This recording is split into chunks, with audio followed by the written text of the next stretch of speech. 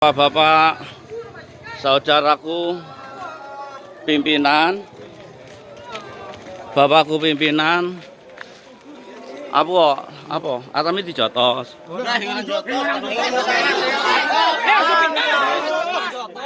Ngonang moro tangan.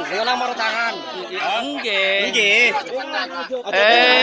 Lah, boten. Apa? Wajan ben wajan. Ya oseng. Yang bisa. Oseng. Lah, golek perkara masalahe nopo? Kula mboten oseng. Wajan ben Boten. Kula usan hing Mas. Kene penyutinge kayak wajan ae. Boten nganu nopo? Oseng. Kula mboten oseng. Lah, kene iki ora setuju mikire kae. Nah. Ijen kene masyarakat. Lah. Kene. mulai durung lahir ngono. Perkara masalah dikiran. masalah nopo? Masjid. Lah masjid iki. Apa semua serata setuju wae.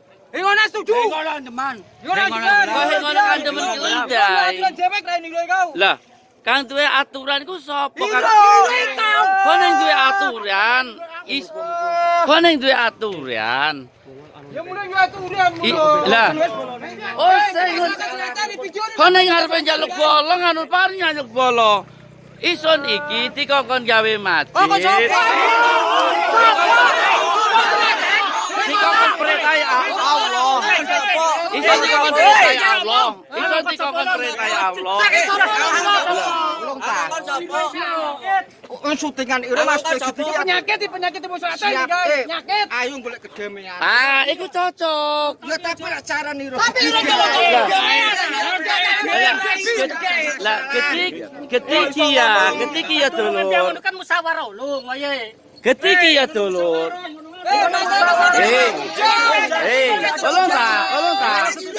Tolong ta, sabene. Lah, kang jane media ku sapa? Lah. Itu media nang pinggir kamar. Tapi golek perkara. Assalamualaikum warahmatullahi wabarakatuh. Kembali bersama Zulkarnain Al-Maduri. Alhamdulillah. Fa inna ahsanal kalami kalamullah wa khairul huda huda Muhammad sallallahu alaihi wasallam wa syarrul umuri muhadatsatuha fa inna kulla muhadatsatin bid'ah wa kulla bid'atin dhalalah wa kulla dhalalatin finnar. Berbicara fitnah di abad sekarang ini memang terjadi di mana-mana. Al-fitnah itu ujian cobaan yang terjadi kepada siapa saja, termasuk yang menimpa Ormas Muhammadiyah di Banyuwangi, ya. Ormas, ya, yang artinya fitnah yang menimpa Muhammadiyah di Banyuwangi, fitnah yang menggugat keberadaan Muhammadiyah di wilayah Banyuwangi, tepatnya itu di kecamatan di Desa Seraten, kecamatan Celuring. Nah, kecamatan Celuring, Kabupaten Banyuwangi, yaitu warga Muhammadiyah Ranting, biasanya Ranting, yang dikalahkan oleh pengadilan di Surabaya, pengadilan negeri di Surabaya, ya. Tetapi kalau dilihat dari perjalanannya, memang sudah terjadi kezaliman, tapi kemudian mereka yang diwawancarai oleh wartawan dari kelompok ormas tersebut ya oknum lah ya, oknum dari sebuah ormas terbesar di Indonesia yang menyatakan bahwa seolah-olah Muhammadiyah itu menzalimi gitu. Muhammadiyah itu menzalimi. Justru ini menurut saya playing victim. Ya, seolah-olah si penderita ini dia si penderita gitu. Padahal mereka yang menebarkan penderitaan. Bayangkan saja, karena merasa mayoritas,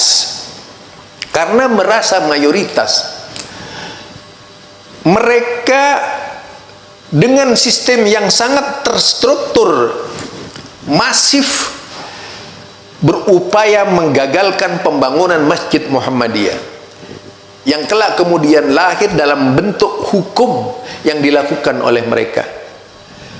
Sebenarnya di sini ada keadilan atau tidak gitu? Ada keadilan atau tidak? Lah mereka itu orang Islam, kecuali kalau orang-orang Muhammadiyah oleh mereka dianggap kafir.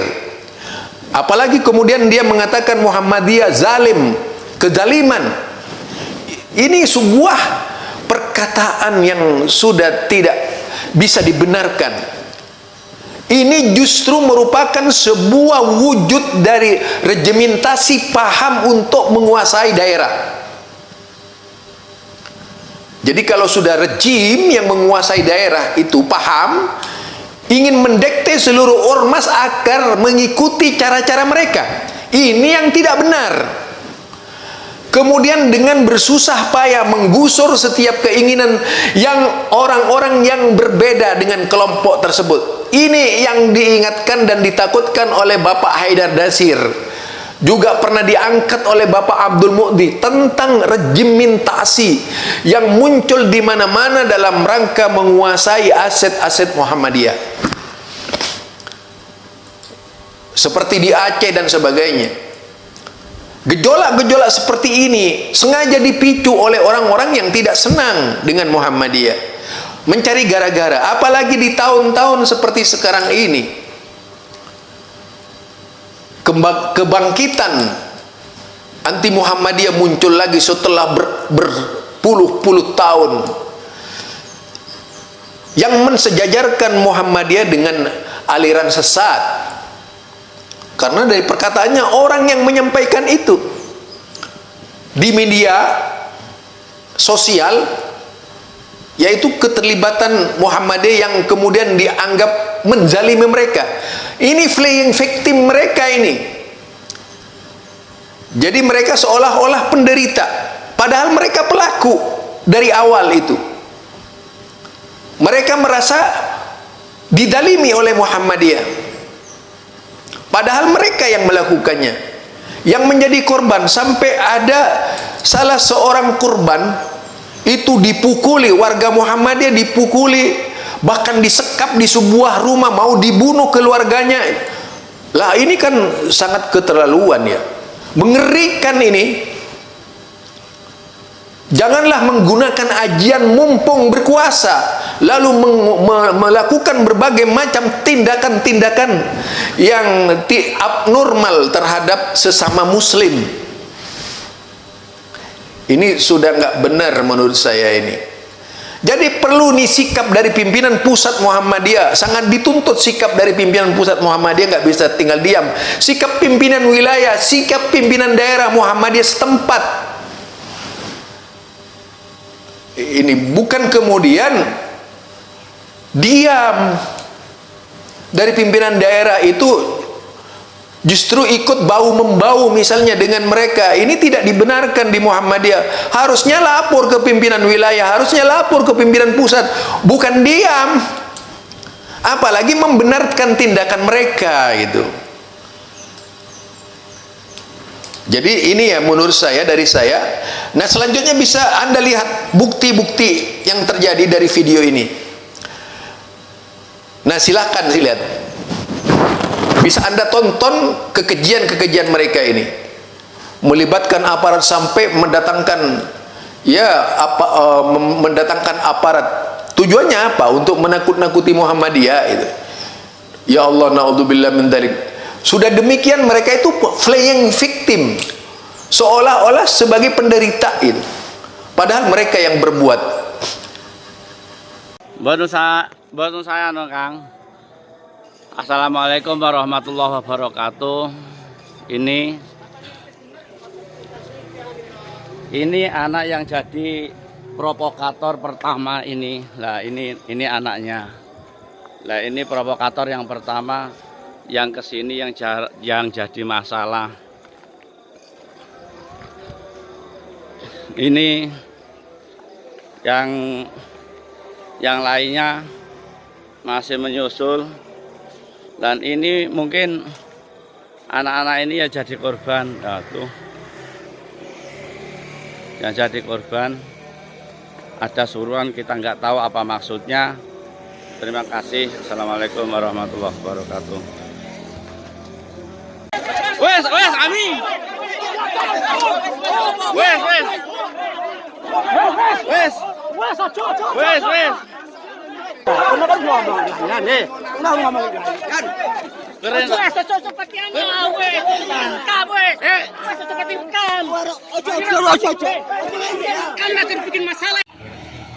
Ini orang-orang kecamatan sangat arogan sama desa. Ini bahkan mengumpulkan orang-orang yang di masjid sana untuk demo hari ini. Terus langkah kita gimana? Ini bangser ini dan sama Satpol PP ini masih arogan Pak Camatnya. Terima kasih. Assalamualaikum. Ini bukan atas nama pribadi tapi atas nama. Nggak usah direkam, ini biasa. Rekam enggak apa-apa. Sama rekam enggak apa-apa. Yang penting di sini tolong jaga kondisivitas. Betul. Jangan memulai ada permasalahan selama semuanya masih belum selesai. Kemarin kan masih belum selesai toh. Ya. Ini Pak, yang belum selesai itu yang mana? Hah? Yang belum selesai. Sama nyekun kayak kemarin di Pemda itu. Ya itulah. Ya. Dan tolong gitu. Jadi perizinan Mas Yanto. Heeh. Ya, mau untuk taati dulu. Ayolah sing sabar. Selesaikan. Gitu loh. Kita welcome kok kalau misalkan sudah selesai semua. Salut. Saya jaga semuanya. Gitu loh. Tapi selalu ditaati ya kemarin.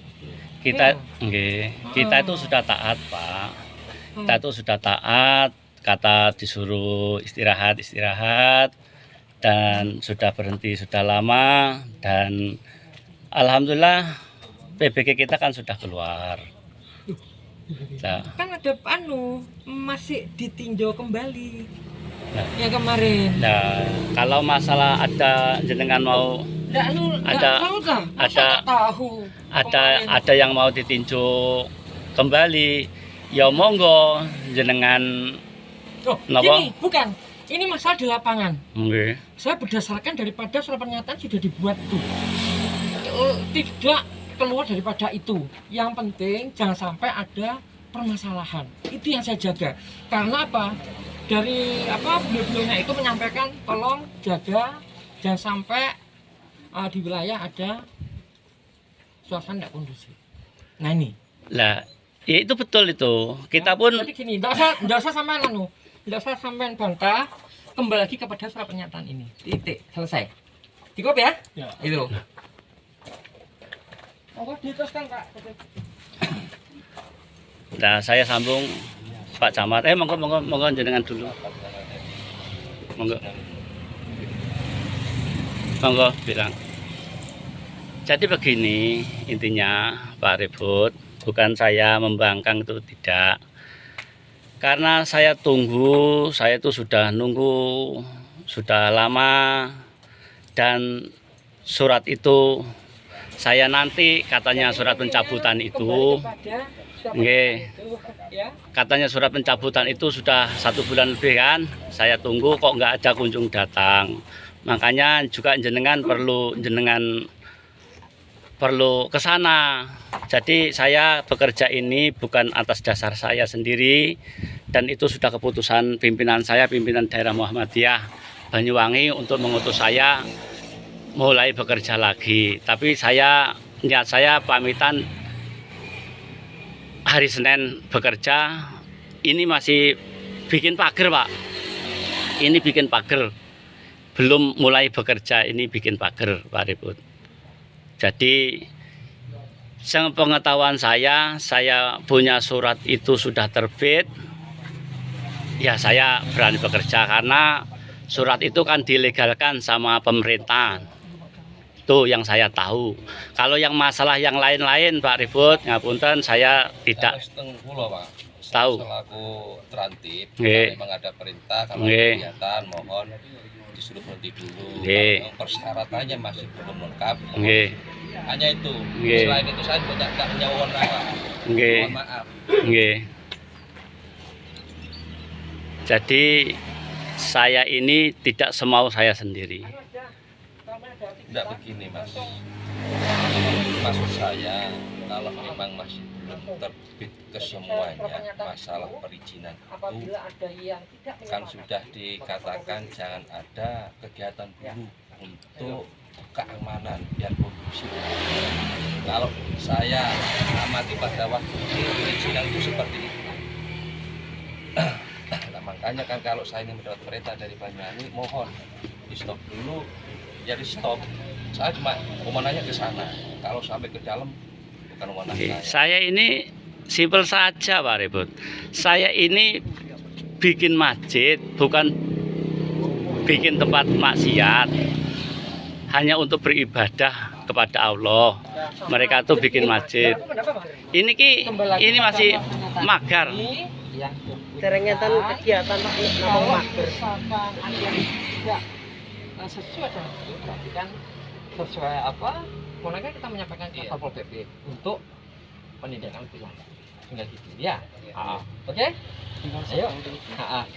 Nggak apa-apa. Yang penting kan dari pihak pemerintah desa sudah menyampaikan. Ayo sama-sama jaga. Nggih. Ya. Nggih. Oke, monggo. Nggih, monggo, monggo. warahmatullahi wabarakatuh. Monggo Kang. Nggih. Pun ini orang-orang kecamatan sangat arogan sama desa. Ini bahkan mengumpulkan orang-orang yang di masjid sana untuk demo hari ini. Terus langkah kita gimana? Nggih, ini bangser-bangser ini dan sama Satpol PP ini masih arogan Pak Camatnya. Ibu. Nggih, terima kasih. Assalamualaikum. Nah, itu dia. Subhanakallahumma wa bihamdika asyhadu an la ilaha illa anta astaghfiruka wa atubu ilaik. Assalamualaikum warahmatullahi wabarakatuh.